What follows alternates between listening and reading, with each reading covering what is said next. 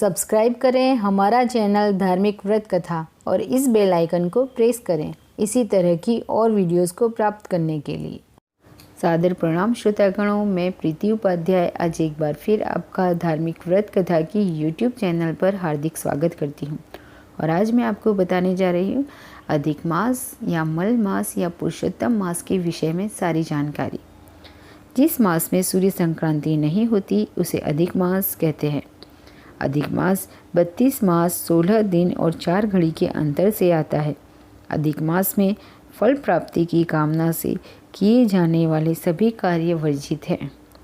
इस महीने में दान पुण्य करने का फल अक्षय होता है। यदि दान न किया जा सके तो ब्राह्मणों तथा संतों की सेवा सर्वोत्तम मानी गई है। दान में खर्च किया गया धन क्षीण नहीं होता, उत्तरोत्तर बढ़ता ही रहता है। जिस प्रकार छोटे से बट बीज से विशाल वृक्ष पैदा होता है, ठीक वैसे ही मल मास में किया गया दान अनंत फलदायक सिद्ध होता है। इस व्रत के विषय में भगवान श्री कृष्ण का कथन है कि इसका फलदाता तथा भोक्ता सब कुछ मैं ही हूँ। हर 3 साल में एक बार अतिरिक्त मास का प्राकट्य होता है, जिसे अधिक मास, मल मास या पुरुषोत्तम मास के नाम से जाना जाता है। सनातन धर्म में इस माह का विशेष महत्व है।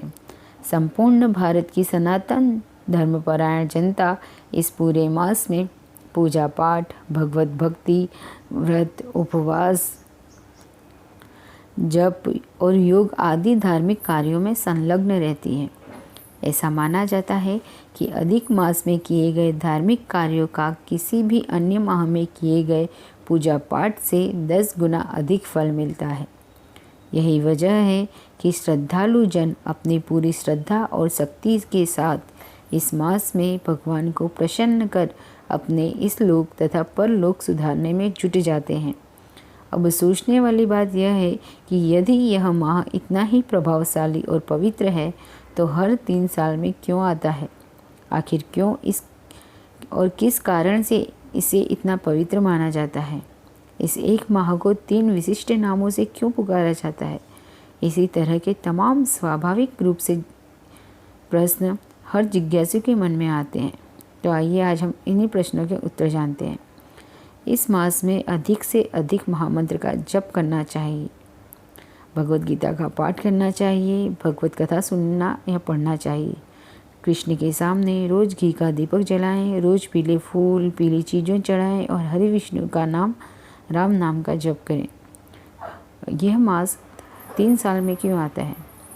वशिष्ठ सिद्धांतों के अनुसार भारतीय ज्योतिष में सूर्य मास और चंद्र मास की गणना के अनुसार चलता है। अधिक मास चंद्र वर्ष का एक अतिरिक्त भाग है जो हर 32 माह 16 दिन और 8 घड़ी के अंतर से आता है। इसका प्राकट्य सूर्य वर्ष और चंद्र वर्ष के बीच अंतर का संतुलन बनाने के लिए होता है। भारतीय गणना पद्धति के अनुसार प्रत्येक सूर्य वर्ष 365 दिन और करीब 6 घंटे का होता है। वहीं चंद्र वर्ष 354 दिनों का माना जाता है। दोनों वर्षों के बीच लगभग 11 दिनों का अंतर होता है, जो हर 3 वर्ष में लगभग 1 माह के बराबर हो जाता है। इसी अंतर को पाटने के लिए हर 3 साल में एक चंद्र मास अस्तित्व में आता है, जिसे अतिरिक्त होने के कारण अधिक मास का नाम दिया गया है। क्यों कहा जाता है इसे पुरुषोत्तम मास? अधिक मास के अधिपति स्वामी परम भगवान श्री कृष्ण माने जाते हैं। पुरुषोत्तम भगवान श्री कृष्ण का ही एक नाम है, इसलिए अधिक मास को पुरुषोत्तम मास के नाम से भी पुकारा जाता है। इस विषय में एक बड़ी ही रोचक कथा पुराणों में पढ़ने को मिलती है। कहा जाता है कि भारतीय ऋषि मुनियों ने अपनी गणना पद्धति से हर चंद्रमास के लिए एक देवता निर्धारित किए।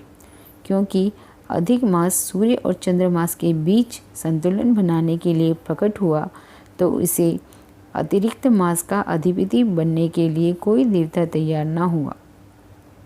ऐसे में ऋषि मुनियों ने भगवान श्री कृष्ण से आग्रह किया कि वे ही इस मास का भार अपने ऊपर लें। भगवान कृष्ण ने इस आग्रह को स्वीकार किया और इस तरह से यह मल मास के साथ पुरुषोत्तम मास भी बन गया। अधिक मास को पुरुषोत्तम मास कहे जाने का एक सांकेतिक अर्थ भी है। ऐसा माना जाता है कि यह मास हर व्यक्ति विशेष के लिए तन मन से पवित्र होने का समय होता है। इस दौरान श्रद्धालुजन व्रत, उपवास, ध्यान, योग और भजन कीर्तन मनन में संलग्न रहते हैं और अपने आप को भगवान के प्रति समर्पित कर देते हैं। इस तरह यह समय सामान्य पुरुष से उत्तम बनने का होता है, मन के मैल धोने का होता है। यही वजह है कि इसे पुरुषोत्तम मास का नाम दिया गया है और इसके पीछे एक पौराणिक कथा भी जुड़ी हुई है। अधिक मास के लिए पुराणों में एक बड़ी ही सुंदर कथा सुनने को मिलती है। यह कथा दैत्यराज हिरण्यकश्यप के वध से जुड़ी है। पुराणों के अनुसार दैत्यराज हिरण्यकश्यप ने एक बार ब्रह्मा जी को अपने कठोर तप से प्रसन्न कर लिया और उनसे अमरता का वरदान मांगा। चूँकि अमरता का वरदान देना निषिद्ध है, इसलिए ब्रह्मा जी ने उसे कोई भी अन्य वर मांगने को कहा। तब हिरण्यकश्यप ने वर मांगा कि उसे संसार का कोई नर, नारी, पशु, देवता या असुर मार ना सके। वह वर्ष के 12 महीनों में मृत्यु को प्राप्त ना हो। जब वह मरे तो ना दिन का समय हो ना रात का। वह ना किसी अस्त्र से मरे ना किसी शस्त्र से। उसे ना घर में मारा जा सके ना ही घर से बाहर मारा जा सके। इस वरदान के मिलते ही हिरण्यकश्यप स्वयं को अमर मानने लगा और उसने खुद को भगवान घोषित कर दिया। समय आने पर भगवान विष्णु ने अधिक मास में नरसिंह अवतार यानी कि आधा पुरुष और आधे शेर के रूप में प्रकट होकर शाम के समय देहरी के नीचे अपने नाखूनों से हिरण्यकश्यप का सीना चीरकर उसे मृत्यु के द्वार भेज दिया। इसीलिए तभी से इस मास को अधिक मास पुरुषोत्तम मास कहा जाने लगा है। अधिक मास का महत्व क्या है और क्यों है, ये भी मैं आपको बताती हूँ। सनातन धर्म के अनुसार प्रत्येक जीव पंच महाभूतों से मिलकर बना है।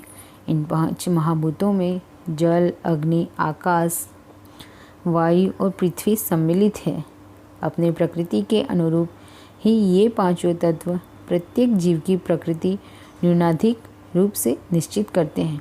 अधिक मास में समस्त धार्मिक कृत्यों, चिंतन, मनन, ध्यान, योग आदि के माध्यम से साधक अपने शरीर में समाहित इन 5 तत्वों में संतुलन स्थापित करने का प्रयास करता है।